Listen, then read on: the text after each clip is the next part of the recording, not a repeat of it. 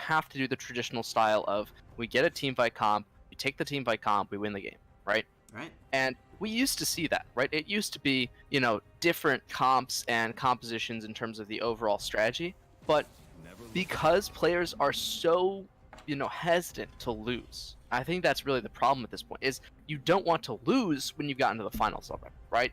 And so instead of playing aggressive, instead of playing a new strat, instead of playing a new composition, you'll oftentimes find them falling back to these kinds of safety or comfort picks as they are so known, right? That's the reason for so many of these players that we see the same style of composition. Same, front to back team fight, very safe style, everybody's practiced it, everybody knows how it works. If you're willing to break the meta though, it can have fantastic rewards. We'll see, because right now none of these bans really tell me they're trying to break too heavily outside of the meta, although you can see a little bit of that target coming out from the side of JHU. And of course, yeah, getting Jace away from 25th Soul, we saw what he was able to do with it earlier in the tournament, so at least tells us that, hey, you know what, UCF, they've done their homework here, and an Urgot first pick, I like what I'm seeing. Wouldn't be surprised to see it just answered right back, top lane, picked right out and away. They know that... Akali? Yeah, we'll see. Okay, I didn't think so. Not after the nerfs, not after the fact that she's basically fallen off of the map entirely. I mean, it's not like she's, close to viable. It's just nowhere to be seen, right? So...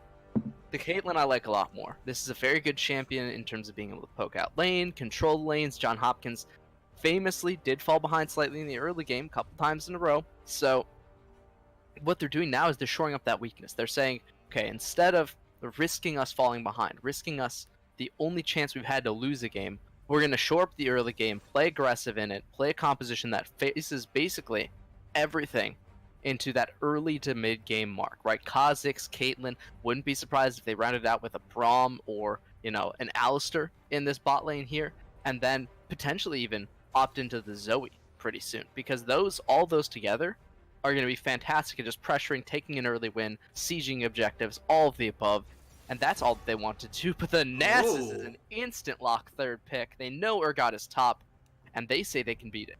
I am very interested to see the way 25th Soul plays this one out on the Nasus here. Excited. That's one of my favorite champions to play.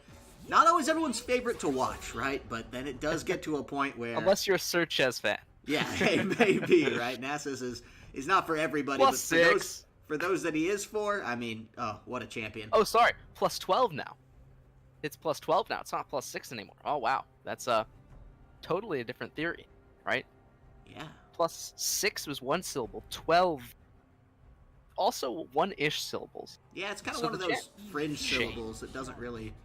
Yeah, the chant shouldn't change for Searches, but yeah. Okay, anyway, back to the bans where we're at. The Morgana's taken off the table. The Nami is dispatched. There's nobody going to be making sushi in the bot lane tonight. And they took away the Vladimir as well. Rin Tasaka, certainly a very capable player. They don't really want to let him get that kind of an easy lane, per se. But with Zoe available, you'd have to think that they opt into that as their last pick, right?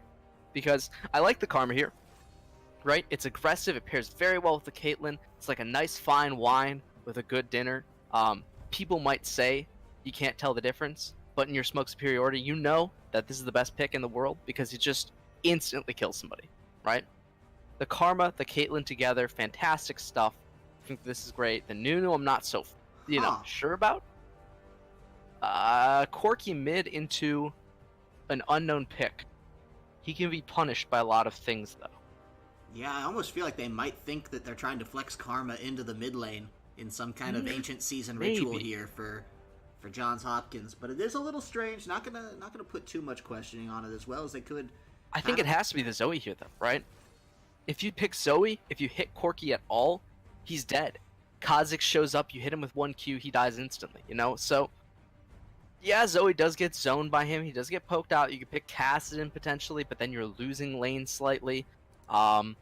There's not many things that win hard against Corki, though, right? Traditional Corki counters in the mid lane have been ranging from things like the Orianna, where you get a bit more range than he does, and the Shockwave to threaten him, so he has to use Valk defensively a lot, or you outrange going with the Xerath. A very, very interesting pick, actually, because the Xerath, I think, has a lot of potential, right? It's good enough to keep the Ezreal zone, right? So you're outranging Ezreal, you're outranging Corki, you're getting early pressure, you have a stun, you have combo, you have wave clear, so he's not going to be able to just shove you in and roam for free. And yeah, I think that I really like Johns Hopkins' composition here. It's very well put together, a lot of damage, a lot of defensibility still if they can get that Nasus rolling the right way, and that's going to be a part of this composition that gets interesting because the tools to shred said Nasus do exist, right? And if they can especially manage a pick, I think this composition from JHU gets a little weak, but the glass cannon mentality fits their playstyle so well that I really just don't see them falling behind with this.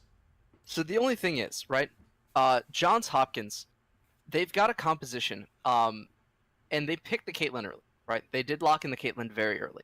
The Ezreal and the Lulu were picked after the Karma and Caitlyn were known. The problem with Ezreal into Caitlyn Karma is you just lose, right? You just hard lose that lane.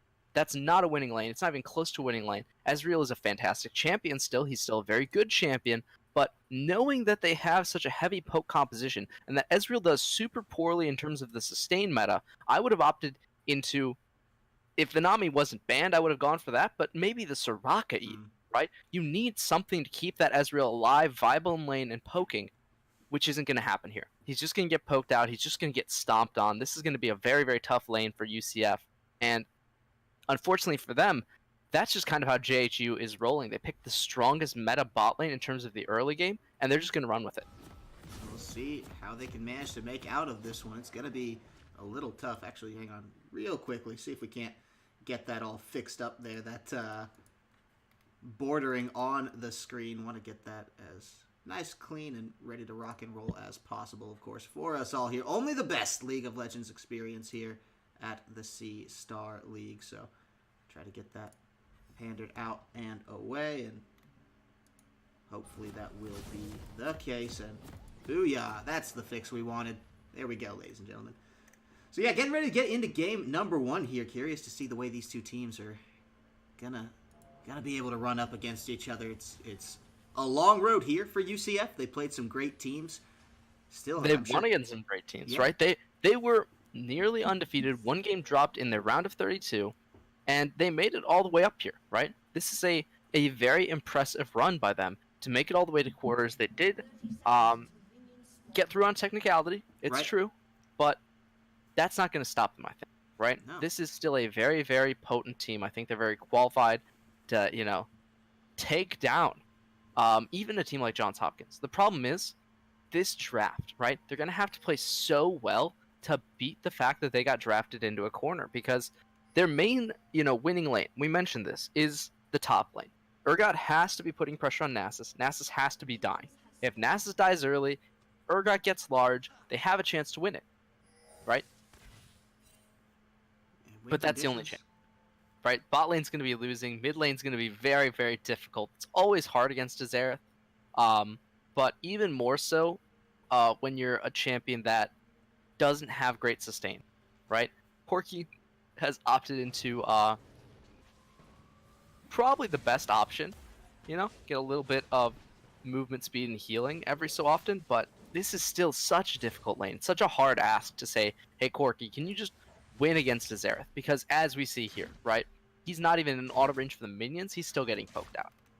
Yeah, it's a rough start early on, and curious to see if he's going to be able to transition that back. Adam is a mid laner we've seen play very well on some stranger champions, and the Rin Tasaka, this is a guy we've seen actually have a little bit of trouble when he doesn't get the mid lane matchup that he's exactly looking for. Whispering Deck taking one across the chin there. That's not going to feel too good for him, but tries to stay current, misses what can you CS. Say? Yeah, this is exactly what you talked about here in the beginning of the game. It's just the Caitlyn Karma. It's just the way the draft shook out for him this particular time, and this that is level 2 aggression. Might be a dead Lulu. Ooh, they're coming through. They're going to get this kill, actually. That's first blood coming down for the Karma, as Potential makes that one happen with a nice grab at the end of the day. Using only the Ignite. Didn't use any Summoners on the side of UCF, at least. So the Golden Knights do have that in their pocket still, but a one-off kill for the support when you hand the assist over to the AD like that. It's a rough position to find yourself in. So some of you might be asking, you know, how I knew that the Lulu was going to die right after the root came down. It's because she didn't flash, right? She flashes that, she doesn't get rooted, she doesn't die. If you get CC'd there, you know they have Ignite, you know they're Caitlyn Karma, you know Karma hasn't used her Mantra Q. That's about 400 damage, and she only had like 200 health left. So, given all of that, that's how you can predict those sorts of things. In the bottom lane now, they're looking to try and stall out. I would have much rather seen the Ezreal with Minion Dematerializer. I think that helps counter the Caitlyn push. But beyond that, this is just a very difficult lane. You know, he's still struggling. Maybe the Doran Shield would have been a good addition as well, but as of right now, he's still managing to keep farm relatively close given the situation. You know, only being like 6 CS down is still very impressive at this point because, you know, this is a very tough lane, right? You're getting poked out constantly. They're constantly aggro. Every single minion, they're going to challenge you, try to get damage in on all of the autos. So with that, the fact that he's managed to actually stay close even is very impressive. I think that he's, you know, sacrificed a lot of HP for it, obviously, a lot of pressure in terms of his HP advantage, but if he can continue to stay somewhat even, and maybe they get some assist. Yeah, they want to find a little bit more, and burning the flash is nice early. The root, though, some dangerous territory as he gets rooted up again, meaning now that Shakamaru's health is going to be very low. There's no Ignite to seal the deal this time, potential. Use it for that first kill. Flash either, though. Yeah. So Shakamaru wisely holding his flash for when he really needed it, right? He kind of gauged the damage there. He knew that they didn't have flash to follow up. The Mantra Q, if that had landed, he actually would have died, though, right? It did miss him. It went slightly to the left. So whether that was dodged out or a slight miss, he should count as lucky stars. I think this is a very dangerous bot lane. Ganking it might not be the best use of time, but there's so little he can do. Urgot's shoved in top. His both mid and bot are shoved in as well. He has to make a play somewhere. Ooh, this is a nice timed polymorph, but Lexi B gotta be careful here. There's the flash out this time, and did just barely survive that one. One Caitlyn Q would have done it, but at the end of the day, the Piltover Peacemaker not found, so escape, but another flash out. This lane continues to get rough for Lexi here on this Lulu, so it's a player that now needs to reevaluate this lane and see what can be done. Nunu snowballing in yet again. Though. If he hits the Caitlyn, oh no. The wall. Ouch. Happens to the best of us. Story. Nunu snowball pilots the exact same as the battle sled does. Huh, okay. That makes sense. It does, right? Why make a new thing for the battle sled when you can Oh no! Oh my god! Oh no! The scorch! Lexi potential makes the snag, and that's another kill onto the support of the Golden Knights. No assist, though. Yeah. 2 now in the support pocket of this Karma. That's actually a fat bounty. 450 gold. He can't actually back. The problem is he can't back, and he might die for it. Ooh, the net just missing, and if that had hit, oh my goodness. I mean, that's 1 HP. What else are we looking at there? Whispering Deck almost brought to the grave and barely surviving. You know that Kurian's kicking himself for that one, saying, I could have hit that net 1 second closer. And yet. You know, I almost think that you net, right? I almost the auto off, sure. In for the auto key, right? Because it's just like, the only consideration is, you know, where is Nunu, right? So I guess he did play it right. It was a very, very close thing there, but so far, I mean, this is exactly what we worried about, right? Johns Hopkins, they've got a very strong bottom lane, and they're just taking the meta-aggressive bot and just kind of rolling with it, you know? This is a very, very easy lane to pilot in the most parts, but they are still piloting it very well. Stun should come out here. Ooh, misses. Yeah. Nice little dodge away. This Corki's having a better lane, at least staying relevant in CS than I thought, especially when you compare these two mid laners' health bars. It's not exactly what I was expecting here, right around 7 minutes. It's not the Xerath's time to shine yet, right? Sure. Because the thing is, nice. That thought, the flip. It's gonna cost a tower shot here. I don't know if Can-I Heal can turn this. That's gonna be the ultimate. And missing the, he missed that. Yeah, I know. You're beyond death, right? Oh man, that does stink for him here. And forcing out the Nasus ultimate defensively is always nice because it means that it's not going to get used to tower dive you for the most part. And now here, he's not going to have it for this return gank, which is a bigger thought process entirely. Yeah, that's the flash over. He's followed right away. Kha'Zix's coming. This is going to be dangerous if Kha'Zix can get here and turn the tide of this fight. Nightstone wants it, and Nasus is saying, hey, I'm going to hang out this one. This is bad news. Shakamaru, not going to make it out. Nightstone picking up the return kill. This has been a quiet early game for Kha'Zix, but he makes his presence known here. Had to be an earlier flash. Ooh. You have to flash earlier. You got to cut off his escape with your root, right? If you get the root, even if he flashes, that's a kill. So, good escape by the Nasus, read it perfectly in terms of where he actually walked to, and then the Kha'Zix coming up the river on the right timing as well. So far, we haven't seen anything of Nightstone until that moment, but he did execute that part perfect, right? He knew where his top laner was going to be, he knew how long he could survive, and now he's making the repeat gank on a non-flash cannot heal. This is a dangerous position. UCF, a false sense of security, started looking at that health bar too much, said, what can I do? Well, now Nightstone is going to make sure he knows that trying to turn it around, but Can I Heal gets the kill anyway, yeah. Can't kill this. Can he get both of these? This is going to be insane if he picks this one up. There's no Fear Beyond Death ready for the execute, but if he can get there in time, that's a flashback in Nightstone, too aggressive! And that's a ballsy play to make in the finals, but it's in definitely the favor of Can I Heal. Now a gank returning in the bot lane here. Don't think it's going to come up to much. Shakamaru throwing a couple snowballs here, but they've just been that snowballs. Right? I think the 2 boots are super, super critical, especially when you want to chase people down on that Nunu. But, man, Can I Heal got lucky on that one. Like, he played it super well in terms of, you know, just maintaining his position in the minion wave, never being isolated against Nightstone. And the thing that 25th Soul underestimated, right? The thing he underestimated is Ignite damage, right? He expected to heal through this. He expected to be able to live longer. Ignite not only cut his healing in half, but it reduced his health by another, like, 200 points. So, no longer is he going to get 600, you know, health back, or 400 health back, or 300 health back. He gets, like, 50.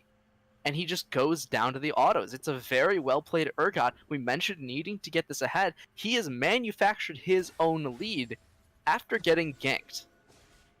It's beautiful. I love it, actually. It's a classic example of fortune favoring the brave here. He did exactly what he needed to. Now, this could be a big cutoff gank. Ren Tosaka almost walking back into the snowball there. He's going to try to turn this one back, but there's just no chance. Adam getting a nice kill, and there's still 2k gold down. But these are the signs of life that we want to see coming out of UCF. They're fighting this one tooth and nail and starting to make some of their own luck here. This is starting to turn in their favor. And if they can turn this, hey, into a dragon objective, maybe into a little bit of a fight here around this mid lane or pressure out of tower, they'll be finding themselves in a much better position for the game. They just can't get too cocky with it. And we'll see whether or not that's what's going to start to damage. happen. Caitlyn flash. Yeah, they want to actually just get in onto the Karma this time, forcing the flash out of that one. Here's Adam. He's just playing the zone right now, just guarding him right off. Kha'Zix lurking in the wings. He wants this Mountain Drake for himself. You know that when you give a Mountain Drake to a Caitlyn, wonderful things start to happen in your League of Legends game. And so he's going to try to get that one, but it's against a Nunu, right? How can you take that back? Well, you can maybe try to take the fight back, but he's a little too aggressive. We've seen that before. And Shakamaru just getting out of the range. You're kidding me. Kurian gonna flash for that one and make it happen. That's a kill picked up. The first kill of the game in an otherwise dominant bottom lane. That's just going to mean Kurian off to a much better start. Things rolling in the right direction for this now bottom lane player of Johns Hopkins. 30 CS up. I mean, you know, you usually expect the Caitlyn lanes to be one-sided. This is bordering on, you know, unlivable in the bottom lane. You really, really don't want her to get much more than this, but you have to consider, right?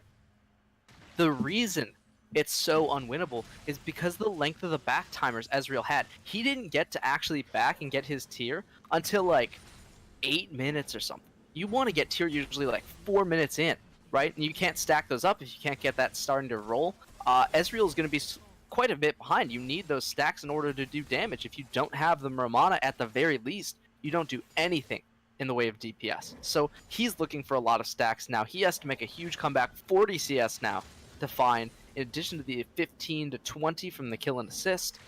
It's just such a monumental lead. There's like, you know, almost 800 gold difference between just these 280 carries. It's in such a big hole here, and got to find a way to start digging himself out. And time's against him on this as well. 12 minutes in. It's usually about 3 minutes from now that we start to see Johns Hopkins hang on. We start to see him in trouble, actually, as that's going to be another kill on the Rin Tosaka in the mid lane. It'll be traded back onto Adam, and both junglers are going to shake hands and walk their separate ways on that one. They can't kill each other, right? No. Nightstone just burned absolutely everything, killing out Adam, and Shakamaru is a Nunu. So they're going to have to walk away. The Nunu might try to set a bait here. Yeah, this could be interesting. Lulu chasing. Yeah, this is going to be nice. Half the health down. That's the flash and the root up. But, ooh, Lexi just not there to capitalize in time. This could actually go south if he can't get onto it quickly because potential's there. The Ezreal, not connecting. And now here's 25th Soul. It's a nice wild growth to try to get it out, but no chance. Shakamaru is down and out for the count on this one. Adam has to actually reflex back because he has to put that much priority onto 25th Soul. It's only a 1-1-1 Nasus. But at 110 CS, you got to imagine those stacks are looking pretty great right now. Oof. Almost, right? That's the kind of play that might work against a lesser team. But Johns Hopkins, they were ready for that. They knew how to salvage that. And Nightstone playing on the edge of his toes there made it work. It just has to be, you have to have Lulu commit, right? Lulu has to be committing for damage in order to finish off the Kha'Zix. Because the problem is, Nunu doesn't have the damage to actually kill him by himself. But what he's expecting is he's expecting the Lulu flash follow-up, maybe ignite even, was down there, admittedly, but if he had the ignite, obviously, would have been exactly what they needed to seal the deal. Yeah. Something they would want for themselves, obviously. Ifs and buts. So, fourth now, the lane swap taken into full effect. This is where Johns Hopkins is going to start to get dangerous. Good snowball still. Answer that. Yeah, that's the first one I think that's hit Curry right on the face, and now they're going in for it. Potential.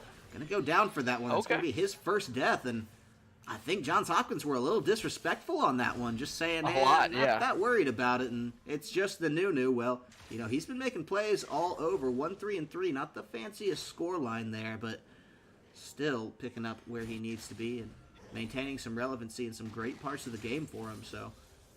I mean, he does have the highest kill participation on his team, right? He's at like a 66%. So to say that he's not doing stuff just because his scoreline, you know, doesn't super reflect it, as you said, it's not flashy, but it's effective, you know? You get the assists, that's better than gold for Nunu. Because the one thing you don't want to get is a bunch of kills. You don't really hard carry the game, no matter how well you're actually playing. So in that sense, I think that this is fine. Polly's going to come down. Yeah, they want to get this one out. This is dangerous territory. Rin to Sokka, but Nightstone's on the back line, and now he's isolated. Can I heal? That's going to be the Caitlyn coming downtown with the ace in the hole, doing just that, exactly locking it up, and a second kill now for this Caitlyn, as if they needed another threat online to deal with in the hands of Johns Hopkins. Here is that Rift Herald. It's the classic tried and true play. We talked about them breaking open the game at 15 minutes. This is almost always where it happens, and if this isn't their strategy to a T, I don't know what is. I'm expecting more towers to fall in a matter of minutes here. This is getting incredibly dicey, right? We expected this to be a lot more, I think, of a one-sided early game than it was, though, right? UCF have been fighting back fantastically so far. The problem is they are still now losing turrets. The Nasus is free to hit the bottom lane. And I'm not sure how they're going to stop him, right? The Urgot hasn't really found a way to kill the Nasus at all.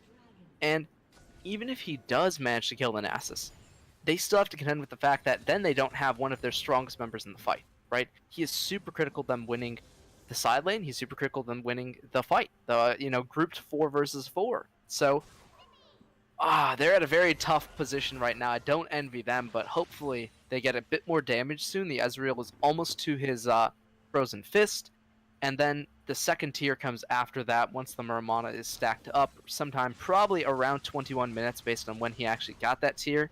He should have that, and then he'll actually do damage. But the problem is surviving until 21 minutes without giving up too much gold. They're already down 6,000, and it's just starting to mount, right? The CS lead in the bottom lane, in the mid lane, in the jungle, it's all adding up. This is that slow, painful war of attrition death that, hang on now, Whispering Deck almost gets clipped right by that Piltover Peacemaker. That was a good prediction that just fell an inch short there and would have been the kill for sure. Summoner Heal burned out just to make sure he got out of the ace in the hole okay. But either way, that's going to be pretty well forced back at this point. They have to draw in 2 members now. They're trying to turn it around, but Adam very well could be in danger. Even with the Lulu ultimate, not going to be enough. Potential finds another kill. Whispering Deck going to be also out of this fight. And now Currian gets another kill locked onto the Lulu there. Beautiful play. Lexi goes down. And Whispering Deck somehow managed to survive it all. He was the lowest member going in. Definitely not the lowest member coming out, as he still had above 1 HP. So, did make it there, but now Shakamaru, the Nunu tasked with holding this turret. Going in again. Yeah, I mean, what can he do? He's trying to maybe trade his life for this turret here. And, ooh, beautiful play. Kurian locking it down, and they're still going to lose the tower. I still think the turret's going to go down, though, right? Yeah. The siege from that Caitlyn, and all of a sudden, right, this is where Johns Hopkins just turned on the gas. The turrets are now falling. All of the tier 2s are under siege except for bottom lane, which should still be, you know, in danger soon. We mentioned this, right? The Urgot is down there. If he is forced to stay down there to stop Nasus, he can do that, right? Nasus can't just take turret with him standing there, but the rest of the lanes are going to suffer for it. This is just what Johns Hopkins do to a T. I mean, 3 minutes ago, they were sitting at the breaking point of the game. They popped the Rift Herald, and I think they were 3 or 4K gold up. I want to say it was about 4K gold. Kurian in some trouble. Gonna die here, likely. Nice, though. No, yeah, still they're moving. Taking 2 flashes to get in for him, and they do pick him up, but you got to start to question at what cost now. Oh, especially with the convergence. This is bad news. Here comes Nightstone. That's the killing spree. Ezreal's down and out of the fight, but Nightstone's health bar not looking too great either. Into Sokka makes sure Lexi B's not going to live to see the light of day, and now it's an inhibitor tower that's about to start going under siege. Sprinting at him. 25th Soul doesn't give a damn. He just wants to find more blood, more kills. The minions are there. The cavalry's here. Can I heal? Doing what he can. There's the exhaust onto Nightstone. Wants to find and execute, but instead it will be himself executed, brought outside, and put down. This is now Nightstone rampaging through, and the tower gonna fall as well. Inhibitor certainly on the chopping block afterwards as Johns Hopkins comes up huge. Yeah, this inhibitor is going to go down. Most likely, they're going to turn for this Baron. They're going to back, reset, get the Baron, and then just end the game. Right? This is, I think, one of the Johns Hopkins specials. It's as soon as they get a slight advantage, they just turn for Baron, right? And the Rift Herald usage, we mentioned it way earlier in this tournament, but that's some fantastic Rift Herald usage, right? To get yourself that initial lead, to break open the macro game, that's exactly what the objective is for. And they continue to use it very, very well, right? So even though it seems like the game wasn't that, far apart not too long ago, it's now 12,000 gold separating these two teams. A gulf wider than that on our southern border. It is fantastically huge. Gulf of Mexico, nothing compared to that, right? We're talking about a massive, massive gold. It's just devastating. At 20 minutes. Devastating. Right? 12,000 gold at 20 minutes.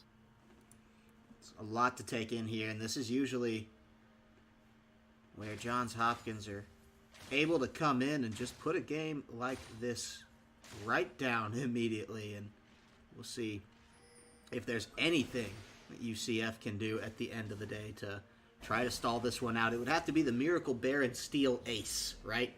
We've seen it happen. It's basically all I can think of left in their pocket at this point, and it's going to be a lot harder if Whispering Deck can't get out of this one. 25th Soul flashes for it to secure the win condition, because that's basically the Baron right into their pocket here, especially if Shakamaru the Nunu goes down. Yeah, that's bad news as Night's Dawn bringing the Knight forward here, and mercy me, this gold lead still just growing. This Baron on the table as well. Johns Hopkins, they played such a clean game, and it's the kind of thing you never see coming. None of the teams playing against them really have any idea what's happened.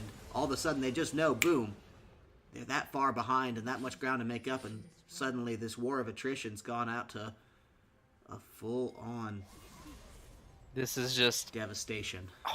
Absolute destruction. Wonton through the rest of the base. You have to think Johns Hopkins are well on their way to a victory, especially containing this buff. We mentioned it now. It's coming to life as the Baron starts to push in. This is going to be the inhibitor taken off the rip. First thing, Nasus bringing up the rear, coming out and getting that last bottom lane. They're not going to settle for anything less than every tower. At least he's not. We'll see. The team may have other plans as they're already priming some of those minions onto the Nexus towers. The first tower in the bot lane down. Can I heal? The last-ditch effort play. Kurian back behind enemy lines at this point, but the front line, Can I heal? Destroyed. They'll trade out the Caitlyn for it. Whispering Deck gets that kill. Now more minions to take care of. This is not the retreat from Johns Hopkins. Not yet. They feel like they can do this without Caitlyn because Nasus is here. The second tower has fallen in the bot lane. Sorry, the third tower for the inhibitor, and that one's down. Snowball not connecting this time And they're still trying to prime this one out. They just need to bring in a handful more minions, because once Nasus gets to these towers, that's essentially game over. And here he is. How can they stop him? Getting back in the fountain for one final charge. One charge right back in. Can they do it? They're getting in onto Night's Dawn. They're going to try to find the kill. It's only going to be a small scoreboard pad. And what else they're going to lose for it, I don't know. But Lexi B certainly on that list. Shakamaru as well.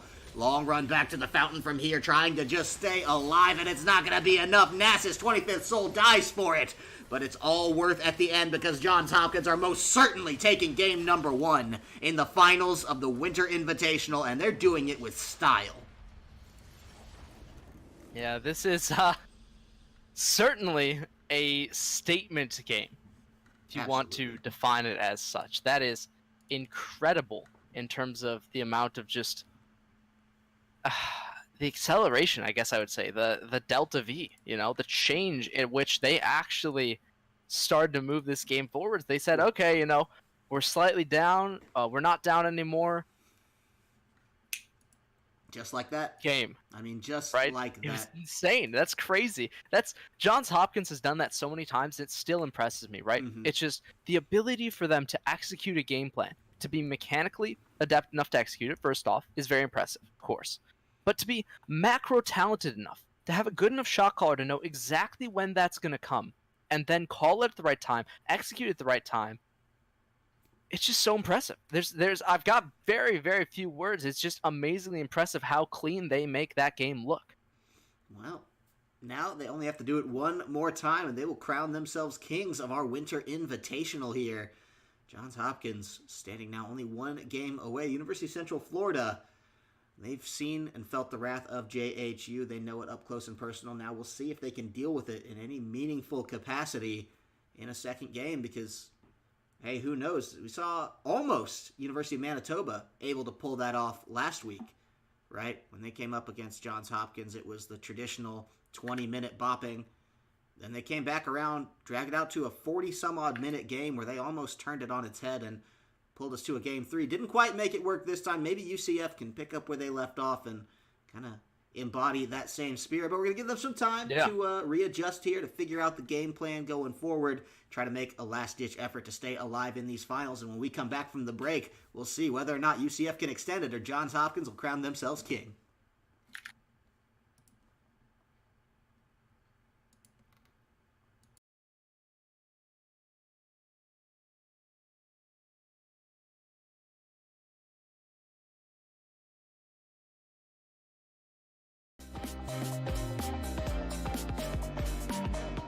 Just make it through another day.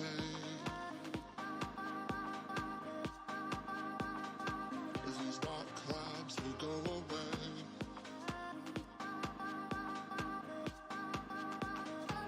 I'm holding on to my face.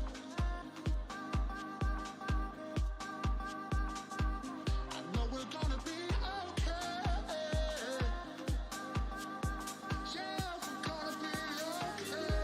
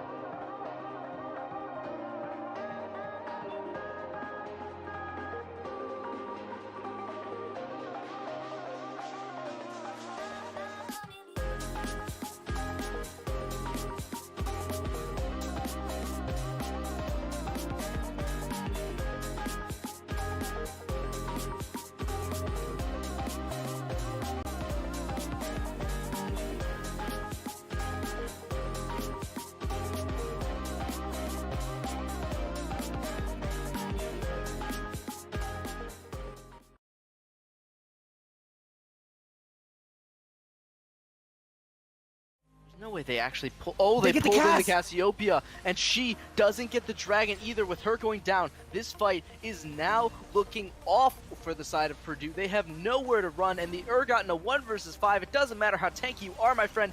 You will be dispatched as well. And as they take him down, they turn their attention towards the Baron. State her welcome. That will be the case as she is shut down, but the Pike has just started the fight, and he is going to try and go the biggest that he can. With the Urgot, though, still alive, maybe they can turn this fight around for once, and the Pike executes are just not connecting on the targets that they need to. It's already been used, and UCB, what looked like their fight, what looked like their game, is not going to come out and pan out the same way that they thought. Instead, they will be the ones that are forced to turn and run from it 2 for 2. The fight stands as it is, and at the 38-minute mark, we are in an incredibly close game. It didn't look like it was going to be this close based on the way that UCB were taking things, but what can the Urgot do to stop the turrets? Another inner is going to go down. There is nothing left outside of their line of inhibitors now.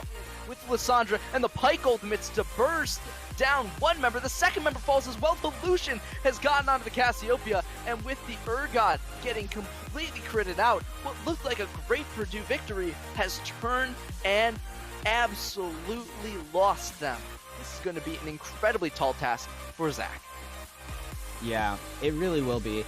And the death timers are still very long. The Xin Zhao should be up fairly soon with the, I believe that is 12 seconds remaining. Yeah, 10. He's going to be digging into that single digit, so they will have that Xin Zhao up very shortly. But there's going to be nobody else. It's going to matter. Yeah, the Sion is just so tanky. He could probably seconds. tanking it with his passive. The Cassiopeia, great ultimate, 4-man ultimate. Maybe, just maybe, she can do the damage, but that's not going to be the case. And after the turret falls and they do get one man up, the Braum is not going to be the answer. They will take down the Nexus. They will take game number 1. 4 members wiped off the map in what looked like... Ari is up. She might be able to make a play here.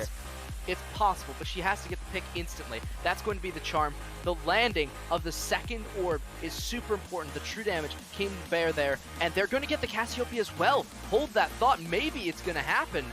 Just has to be another kill. The flash from Ezreal keeps him alive, and that was the only thing he could have done to stay alive. If he didn't, he was going to go down to the return of that orb, but man, 2 kills, it is good, but it's just not enough. But again, tankiness isn't mattering right now. Tankiness does not matter when you have that much damage, and they are trying their best to finish off the Cassiopeia. They did do so. Flash through, though, a great stun, and the executes are coming out one after the other, after the other. The Undertow, though, and the Undertaker have met each other in Davy Jones' locker, and this looks like the end of it all. UCB have 3 members left alive, and they're going to go and finish the game. Well, we will have to keep track of how much this Urgot does get, because while he does have a death, there's no kills yet. So he has a decent CS lead, and he has a mid laner who might be dead. Yeah, not might be, is dead. First Blood goes down, a great ultimate sets it up for the Sejuani, and that's all that she wrote. They get the first kill for the side of KSU, and realistically, I think that was kind of expected, right? It's a flashless cleanse secondary rise. There's not much he can do about that. Has to mess up, but it doesn't look like they're going to do so. In fact, they're going to get exactly the pick that they want. The frontliner is right there and waiting, but with the ultimate coming into the backside, maybe. Well, thank you for sticking with us through the break, ladies and gentlemen. We are back, ready to see if the University of Central Florida, the Golden Knights, can do anything to stop the Blue Jays of Johns Hopkins University. They've been on the warpath thus far and are looking to close out finals 2-0. If I do need to remind you, of course, they said, we're ready to 2-0 finals. The word's right here on your screen. Quote it. It's right there. So we'll see if they're as ready as they think. Based on game number 1, I'm going to believe they are. Of course, if you just joined us halfway through the first game, or if you've forgotten, slacking off, of course, enter the chat raffle here. Bot should be able to walk you through that process. We are just drawing a winner at the end. I don't believe there's any cutoff to when you can enter. So, of course, get your chance for 25 free RP there. And with all that said and done, the formalities out of the way, the draft for game number 2. Ready to rock and roll. This time, the only difference is Johns Hopkins going to be taken to the blue side, match their school colors. UCF going to have to defend from the red side now and see if they can make the last stand. Right. They're taking out the Caitlyn. That's a good adaptation, Good start, right? Hey, there you go. Everything has to start somewhere. Ooh, well. Still the Twisted Fate band. They don't want Adam getting that. Don't think they'd mind seeing him on the Corki yet again. It had some moments, but it didn't really take over the game the way they maybe wanted it to. And Kha'Zix as well, targeting Night's Dawn there, curiously. I think he made a case for it. That was a strong champion in the last game, and part, I would say, of their early roll into dominance, especially around the point when they almost caught him in that top red side jungle behind the Baron pit, and he was able to squeak away at the end. Well, the targeting is not going to go unpunished. They say, we need a new jungler, so do you. Shakamaru, to be fair, find something new than Nunu. He actually is very practiced on Nunu. It makes sense to take it out. It's just interesting that took, I think, this long to get to that point. I would expect them to have taken it out, maybe last game, knowing how much homework, right? But they didn't, and now we are here with them selecting the Urgot instead of the other side of the matchup. I do like this adaptation as well. I think the Urgot is a much stronger champion than Nasus. Counterpicking it with Nasus didn't really work for them, so good to see them changing it up at least a little bit. Yeah, the Urgot pickup for 25th Soul here. Gonna be a takeaway. We'll see what Can I Heal can answer with, because he was one of the highlights of the last game and one of the pieces that made an attempt to get back into things for UCF, and they weren't able to find it. But now as the clock ticks down, this looks like it's just our run-of-the-mill spectator bug. No, okay, is not. We just had the Scion coming from downtown. I like it from Can I Heal. It's something, if I recall correctly, we've seen him on Jinzhou as well, something that slipping through the cracks. This has been banned against Shakamaru quite a bit, and now he's going to be able to get to play it. This has got me curious. They are waiting. So the Xin Zhao is alright, I think. The problem being, obviously Xin Zhao doesn't scale out infinitely. So they're going to need to supplement it with some kind of a scaling AD or a mid. There have been picks that have risen up recently that can kind of fill that void, right? If you look towards Korea, they have opted into some very interesting bottom lanes. They've opted into some kind of mage bottom lanes. Sometimes we've seen things like Frostfang Lucian in solo queue. I don't expect that to come out in this queue, right? This is FiZe, this is team play. Even if it is potentially okay, I really don't expect it to come out that quickly. So we'd have to see a much more traditional AD carry. The Kaisa can fill this void. I would have liked to see something a little bit more crit-based, but at the very least, it is very self-sufficient. It can self-peel, it has great damage, decent poke, good early game burst, something they were sorely lacking last time, and does all of that while being a relatively consistent scaling champion. You have the Malzahar picked up for the Rin Tasaka too. This is something that we've seen him be able to use to great effect to kind of artificially manufacture some of that pressure that Johns Hopkins uses to thrive so well. So, would not be surprised to see something fairly intense come out for likes of UCF here. Now they have subbed in Chibify. This is the AD we were used to seeing them play with here in the bot lane. It's potential their AD wasn't aware of the game and didn't show up in time. Yeah, couldn't get back to the dorm or home or wherever they're playing from. He's here now, at the very least. We'll see if this is the secret sauce that they need. This is the shakeup to get back in. They're going to ban the Ezreal against the Kai'Sa. He says, you know what, we're not even going to worry about that. Starts to actually contextualize some of that Ezreal pick for the last time, too. I mean, when you have to play with a substitute, you have to play with a substitute, and you got to play around what they can play most of the time, because all your team strategies, all your useful picks, well, most teams, even the good ones, aren't going to have the depth and the time available to run several practice schedules with several iterations of their rosters to get comfortable on, a handful of things. You main a composition or two, and you have your adaptability therein, but adding another variable, that can be tricky. That can explain the Ezreal from last game. Kurian the Sivir, though, this is something this guy's been known to play and play very well. I feel like we've seen this exact composition come out from Johns Hopkins before, and they're just drafting it down in a line. This is, it's a relatively safe composition in terms of the draft, right? They don't have any danger picking Sivir Alistar. We knew the Alistar was going to come down pretty much because that's what you traditionally pair with Sivir, especially in the current meta. You get something that can enable the Sivir to do damage, it can peel for it, compensates for the lack of ability on the champion.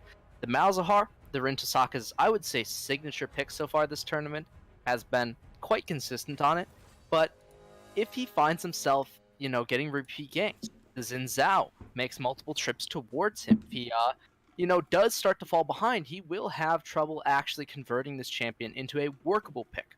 Because Malzahar doesn't just need farm. Malzahar needs farm where he's not getting pressured while he's farming, right? The ideal situation is a one-on-one, obviously. That champion thrives in a 1 versus 1. He has multiple minions. They shove it in harder than the Zillion has to target minions. He doesn't have easy wave clear against the minions. He needs to double bomb or something to get them dead early enough.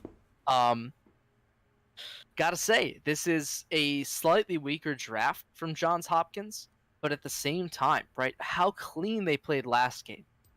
Even if they lost early game slightly. And again, right, we saw that early game again. Right? Early game, they made mistakes. They found themselves getting picked. They lost fights. They, made inopportune plays, and it didn't matter. No. Right? They just closed the game instantly at a certain point. So UCF has to capitalize more in the early game. We'll see if this is the composition to do it. They're putting all of their hopes on their AD carry currently with the Zillion pick. With this Kaisa, he needs to step up and do it. We'll see if Chipify's up to the task in this game. Number 2 of the grand finals. Yeah, I mean, this is something that, too, you got to turn some attention to Lexi here and say, look, we got to be able to bottle some of those deaths that are coming in so devastatingly here, just to make sure that, we can stay alive, get some survivability, and not give them all that, definitive working power in the bottom lane this early on this time. Curry and then Potential 5, this is an aggressive duo, and Silver Alistair, this is, 2 champions that can make plays together. Certainly maybe not as devastating with the poke as the likes of a Caitlyn Karma, but ooh, pause coming out on this one. Hopefully it's not too long of an issue as they're just saying there's some top latency coming out, and booyah. We'll see if we can't get right back into this.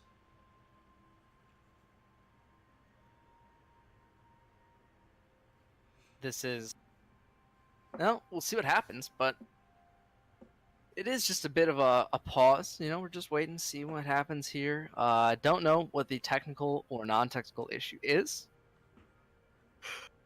Yeah, just top latency. They're dropping the R's, though. They should be ready to rock and roll, hopefully, before too long, and things moving back the direction they want it to. Yeah, that's the unpause. That's the coming down.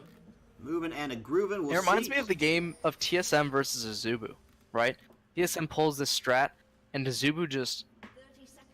their AD looks at the map and pings right where they're invading. Ooh, but this wow, time they nice don't have Azubu. Man.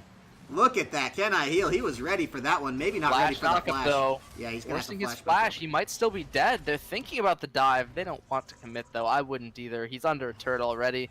Committed 1 spell for 1. Didn't get the kill, but at the very least, now the Scion doesn't actually have anything else, right? He's just chilling. Yeah. No movement abilities, no flash. He might be in danger in the future. We'll have to see how Nightstone prioritizes lanes, though. He didn't make a lot of early plays last time on an early jungler, so I would be surprised if he changed it up on a non-early jungler. The Sejuani's not as easy to access as the Kha'Zix is, especially when you actually aggress into plays like that. That level of aggression, something that I think any team aware of what Johns Hopkins is capable of is going to need to be able to bring to the table and match toe for toe. I think aggression is certainly the way that you can offset this team and keep them on the back foot long enough to survive their mid-game shenanigans. Also taking the Rift Herald off, that's pretty much an essential. The way they use it is some of the best we've seen in collegiate play. Yeah. So, yeah, that's the sub-clause. That's Article B, but you earn yourself that opportunity by creating that aggression, by maintaining that level of breakneck play and drafting yourself the champions to do so. So I like that out of the Kaisa. I like that out of the Xin Zhao. I'm not convinced right now with the Scion, with the Zillion, but maybe this bot lane could be what they need here because this... Again, this is what Chipify usually does to bottom lanes, right? This is what we expected out of UCF. We expected an aggressive play. But the problem is, without their admittedly kind of star AD, they seemed a bit lost when it came to making plays, when it came to kind of manufacturing leads. When we saw them in their actual games, right, when they got their leads, when they won their stuff, usually it was between Can I Heal and Shipify both trying to, kind of get more of a lead than the other person. But Can I Heal, Sion usually does pretty decent into Urgot. This is not the case this time, taking way more damage than he expects, I think. Just kind of getting almost completely poked out of this lane. It's a rough start, that flash early. Rocked the boat on his confidence, and then just the traditional run of 25th Soul on the Urgot here, just able to slam down everywhere he needs to in this lane and take absolute control of it. I think that's going to be sending the flags down. Shakamaru, hey, we may want to try to find an early enough gank down here, and meanwhile, I wouldn't be surprised to see Night's Dawn try to take advantage of some of this bottom lane. That's where he would really want to get the pressure and the power down. Adam with the flash in the mid lane. It's short enough that probably not going to be seeing any action from the junglers pre-level 6 before Rin Tasaka's going to, get his ultimate, get the ability to suppress, lock him down, and try to blast out those kills pretty quickly here. Especially with Alexis Sejuani, when you chain that CC, it's very nice, but it is level dependent, so it does mean a little bit of a farm fest. This is actually where you'd want to see Shakamaru start to understand that part of the game, try to pressure out a little bit more.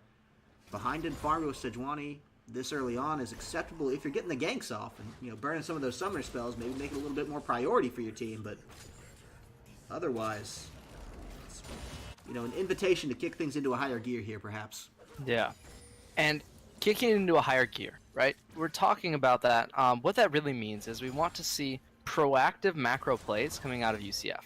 So what they need to do is they need to say, okay, where's our jungler at? Can we make plays? Can we get a lead? If we can't, what's it going to take to get something, that we can be proud of? But 25th Soul, try and take that all away. Yeah, and that's going to do it with the first blood. I mean, picking up what he kind of lost in the last game. It wasn't first blood, but he was definitely the first kill over to the hands of UCF, and he was in a pretty wild situation as well with the visit up from Night's Dawn. So yeah, it's going to be a bit of a confidence booster. Get back the pressure in lane. Says, look, you can play Urgot well. I can play Urgot better. And that's what he's really trying to prove this game, along with securing himself the finals of the Winter Invitational. Well, Potential knows just how that looks, and that's going to be some huge damage onto Chibify. Not enough to get him out of this one, but certainly enough to rock the boat and hopefully force him back. Let Kurian catch up a little bit in the CS discrepancy they're having, because he's not leading the fight this time, not leading the charge. And that's a position he's not used to being in either. Ooh, mid lane. Actually, we have some trouble in the river as well. Night's Dawn in some trouble. Potential's there. Gets a nice double slam down, and the cow is out for some patrolling power here, but it's going to force the flash out. Shakamaru there. Just timed to the edge of the ultimate. Are you kidding me? Rin Tasaka playing it beautifully. They popped that Zillion ultimate, the Time Winder, so early on, and it just wasn't enough at the end of the day. So not only is that a huge cooldown to lose, but the death found out anyway, wasn't able to be picked up, and that's a kill for the Rin Tasaka in the mid lane. Level 6 as well now. This is a great start for Johns Hopkins. With just these 2 kills, you already have to imagine UCF are finding themselves slipping into that familiar void that they had to deal with last game. Problem is, that void came a lot later in the game, right? They can't manage to stay together, stay, ahead of the curve for 7 minutes. This game is going to be even quicker than the last one, right? And so, last time, they had a consistent top lead. They had, a way to actually win it. This one, the Zillion might actually go down. Ooh. One more auto will do it. Doesn't find it. It was close, but now here's Shakamaru trying to get the return kill. Rin Tasaka, he's got minions. He's got a lot of latent damage, and Shakamaru's only level 4. Has to back out, and Night's Dawn wants to get back in, but I think everyone is out of this one scot-free. The health bar's taking a beating. Sion's coming from downtown. He's going to connect. Beautiful play. And Rin Tasaka resigned to a huge might be dead. Yeah, why would you walk back in that way? That's, even if you survive, it's not the best choice there. I don't think Potential was going to be in time there, and had to, hurry things along a little bit, made it troublesome for him. So backing that one off, just channeling on out of here this time, saying, we're not going to worry too heavily about this. Instead, everyone get back to their respective lanes. 25 CS. 25th soul down so much gold to this this level 6 Sejuani, right? That's the insane part. It's a 2-level discrepancy. 25th soul now trying to prevent Can I Heal from even walking back to lane, and he's going to get another flip onto him. Playing the edge of that tower beautifully there. Keeping the minions as well out of the discussion. I think he's a little bit salty about the last game. Maybe. Right? Hey, look, just trying to make a statement here. Shakamaru, we'll see if he even stops through this red buff, or if he just rolls straight up to the top side, says no. Yeah, take a look at this. Oh. No ultimate, no way to stop this ult from coming down from Urgot. No, I don't think he's out of this one. Okay. That's going to be the flip back. That's the stun up. We should see him get to about quarter health. The flash. Oh, no, he doesn't. Yeah. The flash got him out of that one. I was going to say we should expect to see him get down to about a quarter health before the flash, but all of it did negate there. Chibify on the Kaisa. Signs of life, but going toe-to-toe with Curry, and it's a dangerous He can gamble. finish this. He needs one auto. Potential can make it happen with the combo, though. He's coming right back into the face of the enemy, and now that's just where he's going to bop it off. It's going to be Lexi that he turns the attention towards, but this is now a recently level 6 Nami. Potential had to walk the wrong way. Yeah, nice. 2 autos, dodge, 1 auto. Either way, Lexi zoned it off with that one and picked up the kill for herself there, and so maybe should have gone over to Chibify. I don't think they were in too much danger of losing it, but at the end of the day, it's still a nice pickup. Still the second kill back in the hands of UCF and the Golden Knights. Trying to stay alive here, not Toronto Blue Jays. I'm thinking MLB, Johns Hopkins Blue Jays. So I'm tripping over myself here. These are the ones that are coming in ready to make the statement today, and see if UCF can find the answer they need to. 10 minutes in. Only 1K gold down as they've done a nice job of shoring things back up. But this is almost always when the Johns Hopkins Empire strikes back. Well, they have to find the Nami first, and they do. Yeah, this is almost certainly a dead. This is fish fillet coming at you right here. There's the flash. There's no point in using it. Lexi B will be taken on down there. Saka picks that one up for himself. And that should mean the Infernal Drake as well. Adam might get a couple turret plates here, but not even that. He has speed. He has to know that they're not coming up because they haven't reached the ward yet. I would have hit a couple more times than that, because the good thing is, so if you look at the map right now, right, and you're in the mid laner, something you can actually see and exploit a lot of the time is knowing how much time it takes somebody to walk to your ward. If you don't see them within a certain amount of time, taken away. You're kidding me. Shakamaru, what a play to just stall that one out. He's going to trade his life for it. Absolutely worth it, if you ask me. Getting that Infernal Drake away from the Malzahar, away from the Sivir, away from the Urgot, who's up 20 CS, and, a kill to boot. Yeah, it's certainly a play, at the very least, right? We're talking about UCF making proactive plays. This is a play, right? Even if it's not the best play, even if it's not the only thing that's going to get them a lead, it is a play. So getting something that gets you a lead, very, very good to see, right? See that UCF is actually making something happen proactively, fantastic, right? Because that's what they need to do. That's absolutely how they have to survive here, and survival becoming the name of the game. Is that 1K gold lead is now stretched to 2 for Johns Hopkins, and more to come if last game is any indicator. This is the point in their game. It's usually the calm before the storm. Nothing calm, though, for Adam in the mid lane. Saka walks right up, but going to go right back out of that one, too. Shakamaru. And I heal. Burn the flash for it. That's the fear beyond death. 25th soul claims that one for himself. And Can I Heal? Was interested in some minions, interested in a little bit of return damage, but expertly swayed right on back. So we talked about the calm before the storm, that 15-minute mark, 13-15, when Johns Hopkins really turns on the go button. And maybe trying to start that a little earlier with some nice pickups there. Saka getting the kill onto Adam. A double gank in the top lane onto Can I Heal, and now Shakamaru. Well, he salvaged the mid lane. Can he salvage top as well? Adam is here, and they say, you know what, let's save the tower. Just chase him right on back, and those kills are just going to be eventually logged in the deficit pool, and they're just going to have to find a way to play around that one some other way. They've got some advantages building for themselves in the bot lane. This Kaisa, still ferociously competitive, but it's looking more and more like they're down to 1 win condition. Yeah, and that's their win condition the entire time, though, right? Johns Hopkins, They have a multitude of ways to actually take this lead. They took in the top lane, they took in the mid lane. It's all very good. But we mentioned earlier, right? This Scion is not going to have as good of a lane as the Urgot versus Nasus did. This mid laner has opted into something that entirely supports his AD. They put all of their eggs into the Chibify basket. He has to be the one to step up and deliver them unto the promised land. If he doesn't, they're going to find themselves pretty much at a loss for words. Because this is the only chance that they have to stay in this series. It is Kai'Sa all the way down. And so far, it hasn't really panned out, right? He doesn't have the lead they'd expect. 15 CS against a kill. He's probably up maybe 100 gold, right? That's not fantastic. And especially when you consider the fact that there has been a bit of, you know, some extra pressure coming in. Speaking of pressure. Yeah. Again, look at this. The wards have not had this part of the jungle covered, and so basically they can invade with impunity. Ooh, they want to get Nightstone. He's low, but this is not the best. That's going to be a nice interrupt, but not in time, as Adam is able to come out and lock that one down for himself. Now turret plating going to fall fairly soon. Shakamaru trying to make this one happen before he can get off of that one, but not enough. And that's the double kill picked up and out of this one for Kurian, as that's 3 now locked down in the jungle of UCF.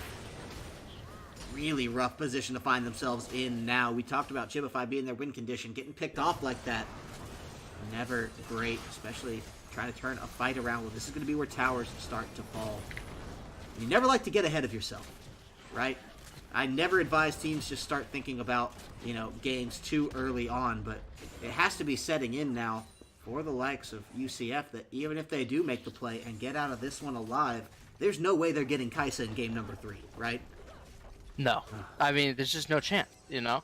This is a very strong champion. It's self-peel AD. There's very few of those left. The Tristana would be the other option. They can ban both of those out, though.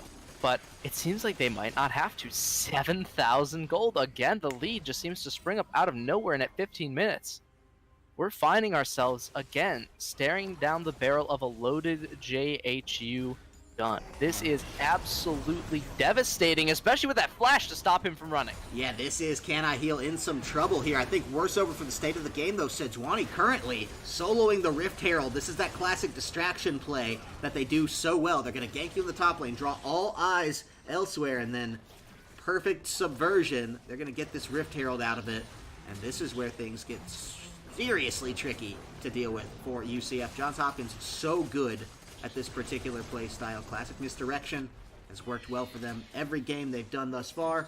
Nightstone knows he can solo this. They don't even need this Rift Herald help to take these towers, but they're gonna get it. That is, this top lane tier 2 is probably going to go down as well. Looks like Johns Hopkins going to continue trying to accelerate this game. A second dragon was taken for the side of UCF, but is it just too little? They need to stall out tremendous amount of time, and the pressure just isn't letting up. No, certainly not. And at this point, you gotta start to wonder what other options are still in the tank for University of Central Florida. They got 2 Infernal Drakes and a Kai'Sa with a Dream. Can you make anything happen from here? Johns Hopkins on the unstoppable march thus far. It looks like it's all but a foregone conclusion. It's just a matter of time and execution. We'll see whether or not UCF can do anything. It's been their Cinderella story getting here to the finals, and you know, it's not even a story they were well aware of. It's so hard to shift into that right mindset of preparation of play, of, you know, quality practice when you think you're out of the tournament until 10 minutes after the finals match that you're participating in should have started. I mean, it's such a hard situation to deal with, especially starting game 1 with a substitute, but they're here now. They're trying to do everything they can. This is not a team that got where they are because they make excuses for themselves, but Adam, what can you do in a situation like this? He's likely just going to get bopped right back down by 25th Soul. He's trying to actually turn it back, but just no hope with Nightstone there as well at the end of the day here. And you know, Nightstone wants to get this Rift Herald popped off in the bottom lane. That's why he's hanging out. That's why they're priming all this. And now they found themselves a zillion to boot. I mean, it's just, again, the gold lead just, it continually is ramping up. 17 minutes. Even though double Infernals are on the side of UCF, it's seeming like everything's going against them. The Kai'Sa one item in. Needs like 3 items to start hard carrying this game, and she has such a long way to go, especially with the CC. Oh, Chibify in some real trouble getting flashed back out of that one. That's the good news. Maybe not as good in the top lane for Can I Heal. He's on the way back out of that one now. Has to be careful. Minions coming in. Rift Herald, the biggest minion of all, getting popped here in this bottom lane. We knew that was the play. UCF were able to sniff it out in time, but they weren't able to keep the pressure they need, which means this tower likely going to go down. Can they turn it back, or is it just the excuse to fight because Shakamaru wants to get in? Rift Herald's half HP, but Shakamaru, less than that at this point. He's likely going to go down. Potential behind the towers means he can stun whoever he wants in this position. Adam on the run back. Zillion caught out alone before, and now this is continuing to be bad news. Potential's down there. Another charge of the Rift Herald as Chibify goes down this tower. Likely going to follow suit. Can I heal? Can you get out? The answer, of course not. This time around, he's been the punching bag, and no changes here. 4th death of the game as Rift Herald does eventually go down before popping onto this inhibitor, but the other champions of Johns Hopkins are going to be able to make up for that lost ground and destroy this thing. There's only like 10-second death timers, but they're still going to get at least one of the Nexus towers. They need to find it. Yeah, absolutely. I feel like they're just on the warpath. They're a momentum-driven team. Backing now would be nothing less than failure for Johns Hopkins. They want to just drive it right to the end. And I don't think they can do that. They definitely back. Yeah, they get the tower. Unless this happens. Yeah, more fights to come as there's Shakamaru right on in. Can I heal? Not even back up from the last fight. Just coming up now as Chibify is here. And this is going to be all eyes on this Kaisa here. Trying to get it right out and away. 19 minutes on the clock as Rin Tasaka's rampaging through. Shakamaru and Chibify are down. Trying to find more. 25th Soul. Nice timing on the stopwatch there. But not going to be enough as Can I Heal able to answer it back. Kurian likely going to go down here as well. That's the shutdown. The first death of the game onto the Sivir, just stopping this run dead in its tracks, but it's only buying them time. This is pre-20 minutes, an inhibitor down. Potential may go down as well. Can I Heal finds it on the last echo of the death march there and making himself. It's good kills, but the problem is, even though it's great kills, they can't get any objectives off of it. Keep in mind, League of Legends is an objective-based game. Even if they do get a bunch of kills, even if it does look like Johns Hopkins have given away a bunch of gold, the same is true, but they took a Nexus tower, right? That is just... It's devastating. Crazy. They took this before Baron's even on the table. And with that bottom inhibitor down now, you have to imagine that they can just waltz right into the Baron, do everything they need to, and... love some friendly banter, actually, in that. Sion saying, I got 3k gold out of this. And Malzahar says, I wish we had you as our top laner. So, 25th Soul, you know, had a breakout performance this game. The laning phase was nothing short of outstanding, and then all the same. Can I heal? Maybe looking for more of that redemption arc. Probably gotta start to feel like this is the time to do it, because otherwise... they're playing on a knife's edge, and this is the final fight, perhaps breaking out if they can't get it out of this one. Lexi B is on down. That's going to be another kill coming out instantaneously onto Adam. He used his ult to protect Shakamaru. It wasn't enough at the end of the day, or Chibify, I'm sorry, and none of them are coming out of this one alive. Everyone getting slapped down. The Masters are getting spammed. The triple kill is out for the Rin Tasaka as he finds his 11th of the game, and that's sure to be the last one as the GGs are coming down. This tower... I don't even think they need to bother with it. They just want to clean up a little bit more, pad the stats out maybe. Minions are already onto the Nexus turrets. This inhibitor, not important at all, but they still somehow want it. At 21.5 minutes or air, that's going to be certainly the game going the way of Johns Hopkins University in the finals. Oh, they're cleaning up the last notes of this base, but it's not over just yet. They'd have to finish off the remainder of UCF. They are just trying and vying to keep themselves in the game, but it's just not enough. Even if Florida have done everything right, this Nexus will still go down as we see Johns Hopkins shove them back into their own fountain.